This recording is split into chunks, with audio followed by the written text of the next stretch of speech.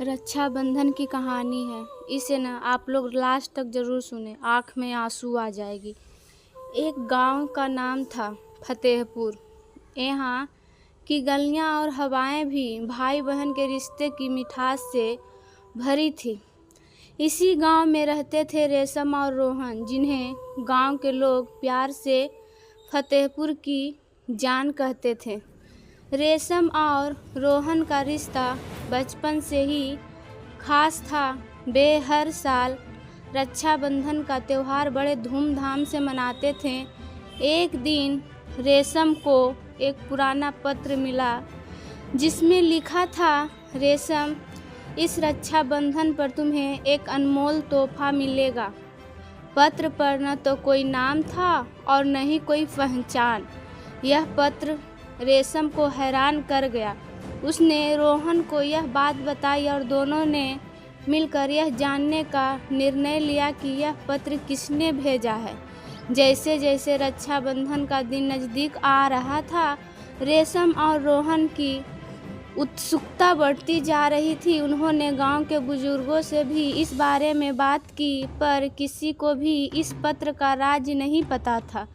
एक दिन रेशम को अपने दादाजी की पुरानी डायरी मिली। उसमें एक किस्सा लिखा था, जिसमें एक रहस्यमयी खजाने का जिक्र था। रेशम और रोहन ने तय किया कि वे इस खजाने की खोज करेंगे। उन्होंने डायरी में मिले संकेतों का पालन किया और गांव के बाहर स्थित पुराने मंदिर की ओर बढ़े। मंदिर के पास उन्हें एक गुफा मिली। गुफा के अंदर जाते ही उन्हें एक ताले से बंद दरवाज़ा मिला। डायरी में लिखा था कि ताला खोलने के लिए भाई बहन को मिलकर एक मंत्र बोलना होगा। रेशम और रोहन ने मंत्र पढ़ा और ताला खुल गया। दरवाज़ा खुलते ही उन्हें एक चमकता हुआ बक्सा दिखाई दिया। बक्से के अंदर एक सुंदर राखी और एक पत्र था। पत्र में लिखा था, यह राखी देवताओं द्वारा बनाई गई है और इसे बांधने से भाई बहन का रिश्ता अटूट हो जाएगा। रेशम ने रोहन को राखी बांधी और रोहन ने वचन दिया कि वह हमेशा रेशम की रक्षा करेगा। तभी वहाँ एक रोशनी प्रकट हुई और एक वृक्ष व्यक्ति प्रकट हुए। उन्होंने कहा, मैंने तुम्हारे पूर्वज हूँ, यह खजाना तुम्हारे लिए ही था। इस राखी की शक्ति से तुम्हारा रिश्ता और भी मजबूत हो जाएगा। रेशम और रोहन ने उस दिन को अपनी ज़िंदगी का सबसे खास दिन माना। उन्होंने समझा कि यह रक्षाबंधन सिर्फ एक त्यौहार नहीं, बल्कि एक भावना है जो भाई बहन के रिश्ते को और भी मजबूत बनाती है। रक्षाबंधन का दिन आया और पूरे गांव में धूमधाम से मनाया गया। रेशम और रोहन ने अपनी खोज की कहानी गांव वालों को सुनाई और सब ने उनकी हिम्मत की प्रशंसा की।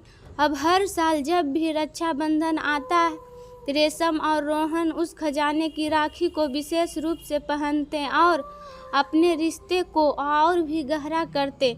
समय बीतता गया और रेशम और रोहन का रिश्ता और भी मजबूत होता गया। उन्होंने अपने बच्चों को भी यह कहानी सुनाई और सिखाया कि रक्षाबंधन का त्यौहार सिर्फ एक धागे का बंधन नहीं है, बल्कि एक वादा है जो जीवन भर निभाना होता है। इस तरह फतेहपुर की गलियों में रेशम और रोहन की कहानी एक मिसाल बन गई।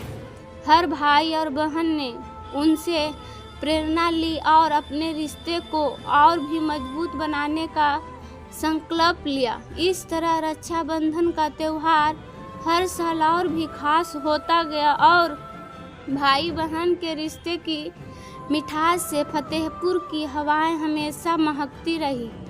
कहानी कैसी लगी हमको कमेंट बॉक्स में ज़रूर बताएं। तब दोस्तों अगले कहानी में मिलते हैं। बाय।